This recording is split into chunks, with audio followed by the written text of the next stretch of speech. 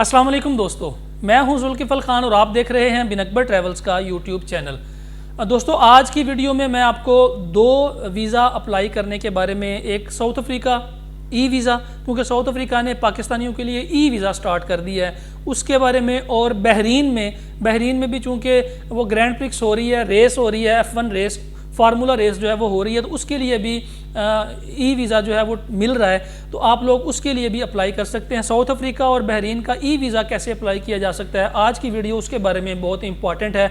Video में आगे बढ़ने से पहले तमाम दोस्तों से वही रिक्वेस्ट, जिन्होंने अभी तक चैनल को सब्सक्राइब नहीं किया, चैनल को ज़रूर सब्सक्राइब कर लें, बेल आइकन को ज़रूर प्रेस कर दें, ताकि ऐसी इन्फॉर्मेटिव वीडियो आपको टाइम पे मिल सके। क्योंकि बहरीन का जो ये ग्रैंड प्रिक्स वीज़ा है, जिसकी टिकट परचेज़ करने के बाद आपको वीज़ा मिलेगा, इसकी लास्ट डेट जो है वो 18 मार्च है। 18 मार्च से पहले आपको वापस आना पड़ेगा। इसका वीज़ा 24 से 48 घंटे में आ जाता है। सबसे पहले स्टार्ट करते हैं बहरीन से। बहरीन में चूँकि फार्मूला 1 रेस होने जा रही है और ये स्टार्ट होने जा रही है, इसके लिए आपको करना क्या है, आपको रेस का टिकट परचेज़ करना है। 2 टिकट्स आप परचेज़ करेंगे।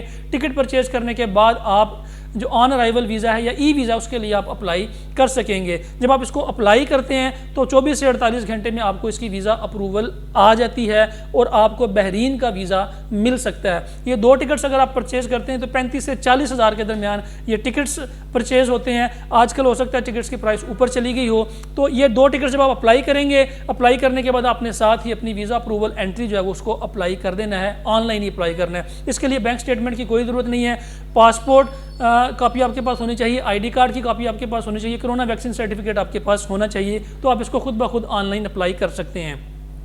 इसके बाद south Africa e visa. South Africa ने पिछले दिनों पाकिस्तान को ई वीज़ा कैटेगरी के अंदर शामिल कर लिया हुआ है कि पाकिस्तानी ई वीज़ा अप्लाई कर सकते हैं। इसके लिए रिक्वायरमेंट ये है कि आपके पास लास्ट 6 मंथ की बैंक स्टेटमेंट होनी चाहिए, स्कैन कॉपी या PDF फॉर्मेट में। साथ आपका सोर्स ऑफ इनकम NTN वगैरह आपके पास होना चाहिए।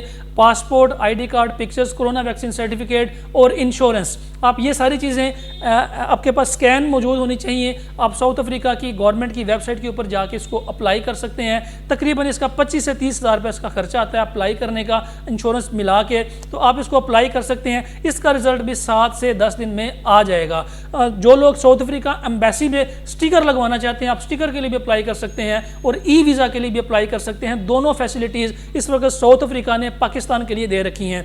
अच्छी चीज़ ये है, चूँकि ये भी स्टार्ट हुआ है ई वीज़ा, इसलिए स्टार्ट में जो वीज़ा रेशो है वो ज़रा अच्छी होती है। तो कोशिश करें स्टार्ट में ही आप अप्लाई कर लें। जो लोग साउथ अफ्रीका विजिट करना चाहते हैं तो स्टार्ट में ही अप्लाई कर लेंगे तो वीज़ा लगने के चांसेस बहुत ज़्यादा होंगे। और दोबारा बताता चलूँ, हम कोई डन बेस ई वीज़ा नहीं करते, ना ही हम कोई बहुत सारे पैसे लेके हम आपको कोई डन बेस पे के ऊपर वीज़ा प्रोवाइड करते हैं। हम सिर्फ आपको इन्फॉर्मेशन देते हैं और आपको कंसल्टेंसी देते हैं वीज़ा अप्लाई करने के लिए। इसलिए हमें डन बेस के लिए खुदारा कॉल्स ना किया करें। हम आपको भी तरीकाकार बता देते हैं कि आप खुद भी अप्लाई कर सकते हैं। ज़रूरी नहीं कि आप हमारे पास ही आएँ, आप खुद भी बहरीन का ई वीज़ा अप्लाई कर सकते हैं, खुद भी आप साउथ अफ्रीका का ई वीज़ा अप्लाई कर सकते हैं। अगर आपको किसी मरहले पे जाके किसी किस्म की कोई दुश्वारी का सामना करना पड़ता है तो फिर आप हमसे रब्ता कर सकते हैं। फिलहाल के लिए इतना ही। अपना और अपने साथ रहने वालों का खास ख्याल रखिएगा। अपने इस चैनल का भी मुझे दें इजाज़त।